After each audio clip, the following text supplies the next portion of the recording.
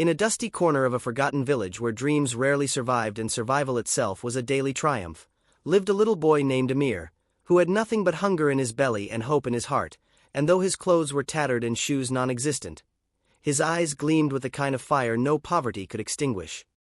He would wake every morning before the sun, not to the comfort of breakfast, but to the echoing call of ambition, dragging his worn-out schoolbooks wrapped in newspaper through the muddy lanes, determined to learn, to grow, to rise above the limits life had drawn around him like iron fences. His home was a one-room hut made of clay and rusted tin sheets where rain would drip through the ceiling and rats would scurry near the few grains of rice they had. Yet his mother, a widow with calloused hands and a spine of steel, taught him that their situation was not their sentence, but their starting point. The village children mocked him for his ambition. Teachers overlooked him because he was too quiet and too poor, and every day Amir would return from school not to play or rest, but to help his mother gather firewood, wash clothes for neighbors, and shine shoes at the market. Never asking, why me, only whispering, watch me.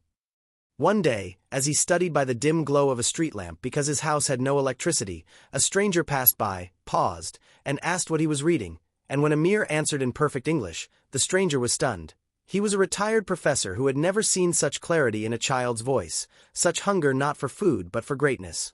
That night, the professor promised to help Amir, not with handouts, but with guidance, mentorship, and books.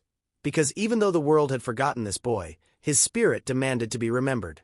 Years passed, and Amir's determination only grew stronger.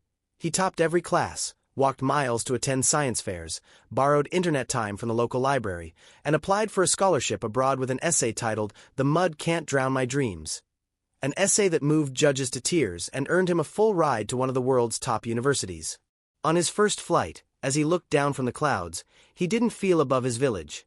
He felt rooted deeper than ever, carrying with him every tear, every failure, every sleepless night, and every unspoken prayer of his mother. From that day on, he made a vow, to become a light for those trapped in the same darkness he once lived in, not by preaching, but by proving through his life that no matter how poor your pocket is, if your mind is rich with belief, no force on earth can stop you.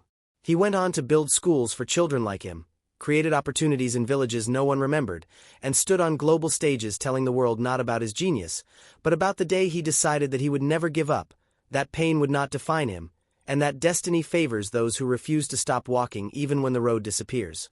Amir's story became a symbol, not of charity, but of possibility, reminding every soul on the verge of quitting that they were born with a quiet storm inside, and though the world may doubt you, mock you, or ignore you, you are never truly defeated unless you choose to surrender, and that the boy who had nothing, simply because he never gave up, ended up giving everything.